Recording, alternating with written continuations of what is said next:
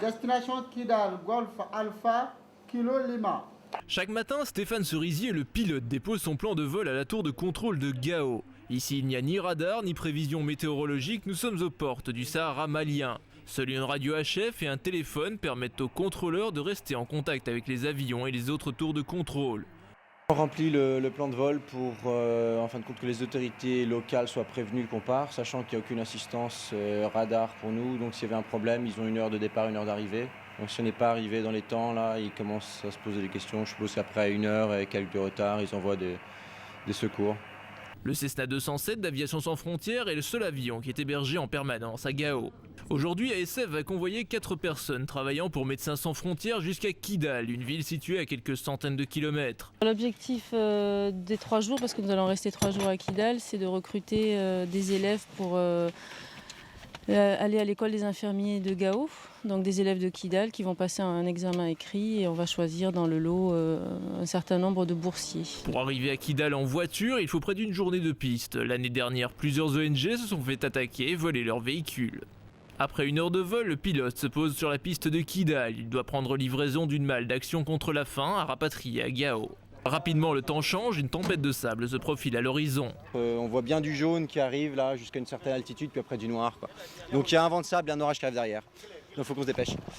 À bord d'une Jeep 4x4, le pilote doit se rendre de toute urgence à la piste. Il dispose seulement de quelques minutes pour redécoller s'il ne veut pas être pris dans l'orage.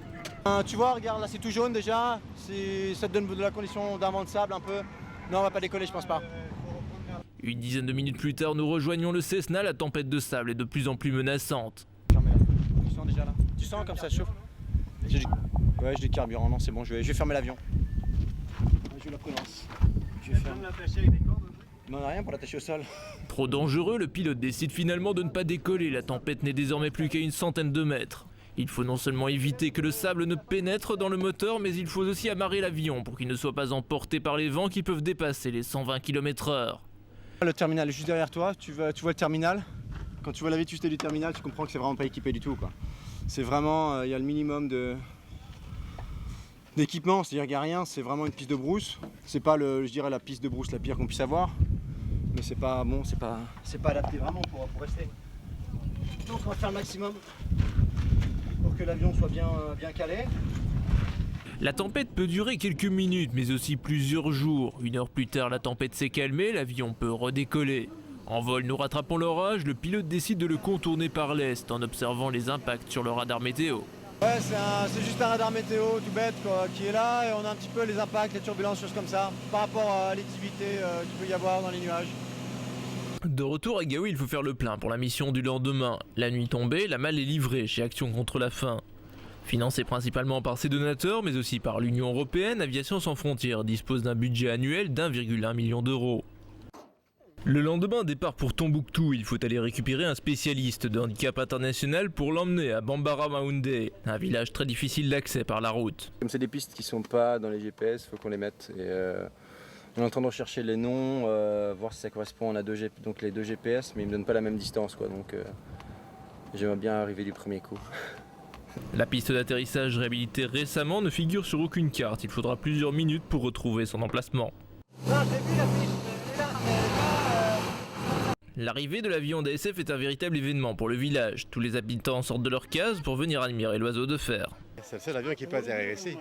Un jour, il y a eu un attentat ici dans la région et on nous a appelés pour venir chercher les blessés et les amener à Tombouctou. On était les seuls qui pouvaient atterrir ici, quoi. Pour le maire, ASF permet de désenclaver le village. Et vraiment, ils nous mettent en contact avec le monde. Auparavant, on n'était pas dans des liaisons avec le monde. Pour des interventions aussi urgentes et tout ça, ça a servi. Quelques heures plus tard, retour vers Tombouctou, puis Gao. Comme Stéphane, près d'une trentaine de bénévoles se relaient toutes les 6 semaines aux commandes des 3 Cessna d'ASF. Dans une région aux abois où les infrastructures routières sont quasi inexistantes, le travail d'Aviation Sans Frontières permet aux organisations non gouvernementales de gagner un temps précieux et de s'investir plus avant dans leurs projets.